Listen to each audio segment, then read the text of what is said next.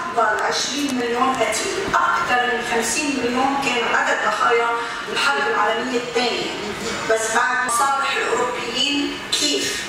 استعملوها على طول كانوا يسوقوا لفكرة إنه انذبحوا الأرمن وباقي المجموعات المسيحية يلي هن أصلا غير أتراك، يعني تجريد الجنود بلش الجنود المسيحية يشيلوا عنهم سلاحهم ورتبهم العسكرية ووسائل النقل. طبعا كانوا أكثر شيء الحمير هن وسائل النقل والحيوانات كمان كانوا يجبروهم ياخذون وبعدين صاروا يجبروهم لاعمال السخره، ليه؟ يتعبون لما يقدروا يعملوا اي مقاومه، وبعدين رجعوا جردوا المسيحيه المدنيه مش العسكريه من كل سلاحها، بدها ارض لها، بدها بلد لها، بدها امه يعني لها، دوله لها. بالنتيجه فلحتى يقدروا يعملوا هالشيء كان مفروض خاصه بعد سقوط القسطنطينيه العالم صار جزئين، العالم الغربي اللي بيعتبر عالم مسيحي والعالم الشرقي اللي بيعتبر عالم اسلامي. فهن شو اعتبروا هالدول الغربيه القويه اللي هن هي المرونيه لتخلص هالشعب من الفقر وطبعا من الجوع. ما ننسى كمان اجى الطاعون والملاريا واجوا الامراض كلهم والجرار. فللاسف اليوم نحن بكتبنا التاريخيه بلبنان ما بنعلم، بنصير نقول انه اجى الجراد على لبنان وصار هيك، ما بنعلم انه العثمانيه افتعلوا هيدي المجاعه ليقضوا على سكان جبل لبنان. بتعرفوا قديش قضت المجاعه على قد ايه؟ 220,000 نسمه، يعني نص سكان جبل لبنان المسيحيه. وبرجع بقول لولا اموال المغتربين اللبنانيين يلي بس باول سنه تخيلوا عم نحكي من 1915 وصل للبنان 259 مليون دولار ما يعادل بالذهب. هەمووی پارچەیەک کورد پێت بە ئامادەکاری بکەین بۆ ئەوەی جارێکی تر ئەو خیانەتکاریە سەر کوردان لە دەوڵەتێن هەمبەری ئەوروپا و تەمامن لە کوردان کردن. ئەو خود کۆنگرەی لۆزانێ ئەو وەختە چی کرد هەمبەری هەمی هەواڵن هێژا ئەس دەستخۆشیان لەوە دکەم بۆ ئەو کارن جوان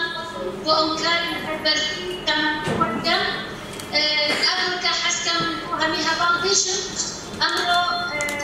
لەبەری هەر تشتێکی سەری نوازش بۆ تەمامی شەهیدن خۆیکستان ئەمدا دەکەین و ئەمڕۆکە یادی شەهیدکردنی بەڕێز و سەرکردەی کورد قاسم لۆیە شۆرشێکی مەزنی مشکل لە کوردستانی ڕۆژهەڵات مەخابن ئەمڕۆ 34 ساڵ تێبارکردن بەسەر شەهیدبوونێ شەهید مەزن سەرکردەی کورد قاسم لۆ شەهید قاسم لۆ و بەرنامەی لۆزان مەخابن ئەوایە ئەمڕۆ ئەم هەمی پارچەکانی کوردستان و هەموو شنێک ئەم لێرە ئامادە باین لە تەواوی کوردستان بزانین ئەو ڕێکەوتنێ دژێ هەمبەرێک کورداغاکرێت و لاوازکردنی دەوڵەتی عوسمانی لەسەرخێنە شەهیدن ما. الو تمام بك برز دنجتها جد من فيها أول شيء دو خالقة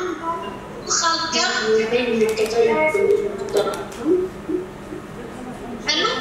وهذا منن مقدرفانة الو دنجتها تي برز سروشت أمن فيها وقالك بحس كيف سرداقي كاريا تركان وبابيوان وأجداد وعادات وان هات نسل آخيا ما هات نسل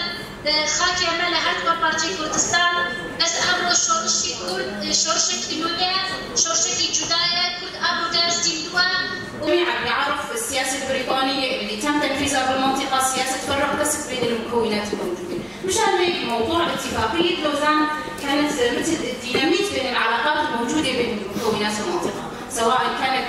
العلاقات الكردية التركية أو العلاقات العربية الكردية، واستخدمت الشعوب في ذلك، يعني استخدمت الشعوب في إقامة هاي المجازر. مثلا الزميلة تطرقت لموضوع أنه الكرد قاموا بإقامة المجازر بحق الأمن. نحن نعرف العودة بالتاريخ للسياسات الممارسة هاي كانت خطة ممنهجة انه تستخدم الشعوب في إقامة المجازر بحق الشعوب بالمنطقة. النقطة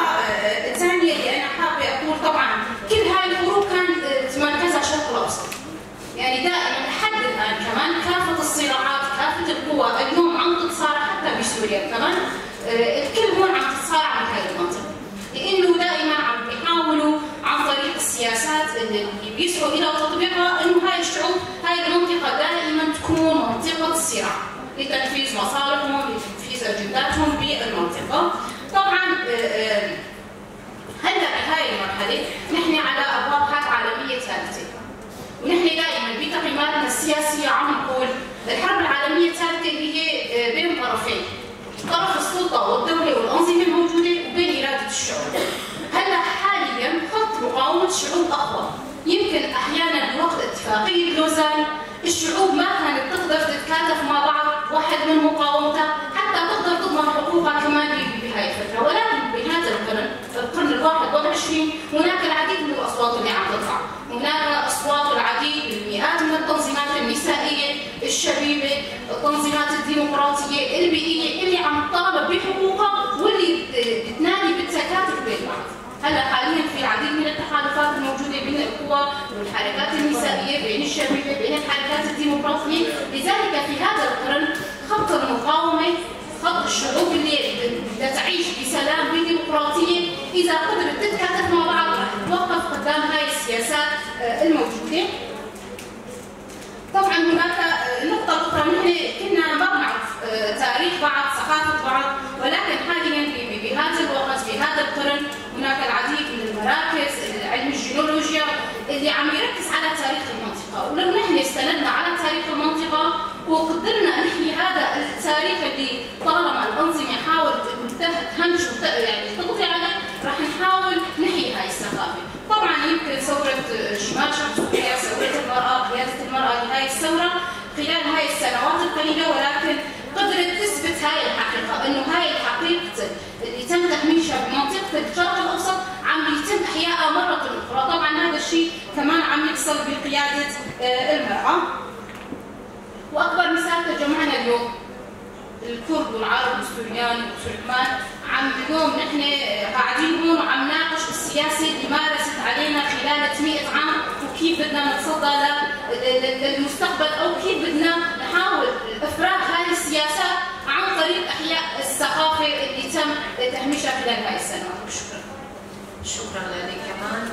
رفيقه زهره. سلاور إذا پیشکش و حمایت کمکو در فتک ببیر انگیزم بکارند سالیا لوزانی یا پولسر انکار کردن گل کرد و تایبن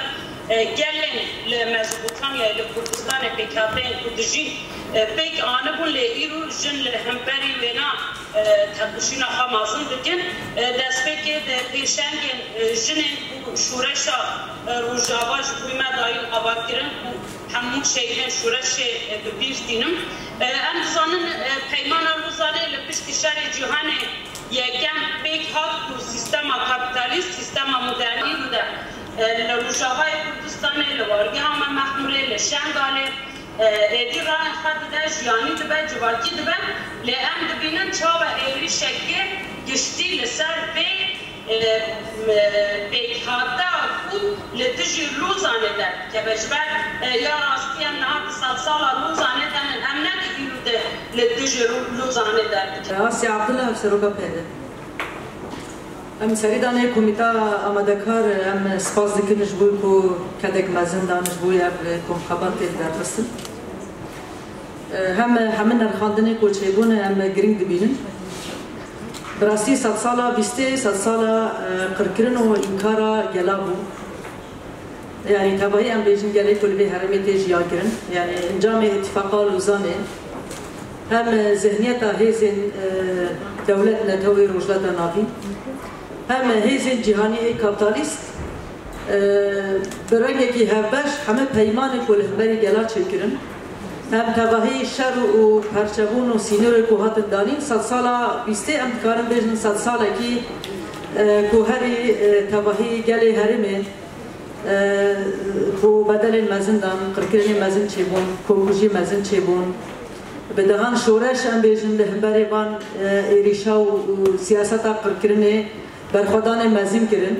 جبوي وجه دمك وام بحث تاريخ بكن تاريخ كما دمدرج وكي جالي هرمي كل همبري تواهي سياستا قركرني في 100 سال داويدا هاتي مشاندن جبوي وجه از دخوازن بال بكشنم سر تكوشينا آزاديا جن يعني ده 100 سال 100 سال 21 100 سال آزاديا جن بپیشنگتیا جن 100 سال آزادیا گلان جبوی وجه هزاک و ام دکارن ایرو لهمبری تواهی پیمان قرکرنه لسریده پیمان لوزان یا لهمبری گلان ام بتکوشینا آزادیا جن بتکوشینا آزادیا گلان برخدانا کویرو لهمبری انکاری و قرکرنه تی مشاندن ام ویا دکارن خواب پاریزه هم خاکا خواه هم چاندا خواه هم زمان خواه هم ناسنامه خواه هم موزاییکا بود هرم امده هیا ام وید کارن رو پاریزن و براستی جی 700 سال یعنی تاکوشینه کی هفبش آتابگر ولی خسنه جنا گرنگ هاد نشاندن هم آستا روجلاتا نابین هم آستا جیهانی دانه اویا گرنگ خورد کرنا جمعا جن لهمبر فاشیزم لهمبر داگرکاری لهمبر بیعدالتی لهمبر سیاستا قرد کرنا یا کل سر جن پی نشاندن لكردستان يجي ابني في قرنه جسال 1970 وشون دانه بري يجي كادو برخدانه كي جني كرد توایی شورش و سرهدان کوچیگو هیگو اما تایبتی پشت سال هفته ایدی تفکر آزادی جنین کرد جنو دفاری خستن کرد به ذهنیت کی نو به هیزه کی کودکاره ایدی حتی داوی لبرخوا بدن بر فاشیسم و بر تباهی سیاست قرکرن و داگرکریه ایرو ام گشنه اصلا کی هری بدن ایرو لهندری روجداتا ناوی تایبتی ام بجن لکردستان لهندری تباهی سیستم داگرکریه ایرو تنه جن سیاست دکه نه رخصت دکه نه پیشنگی دکه ایرو جن دبرخدانان هم بر داگرکریه و قرکرنه ایرو به هزار جن خفدا کردن و ام تواهی جنه کود خط آزادی جن دانه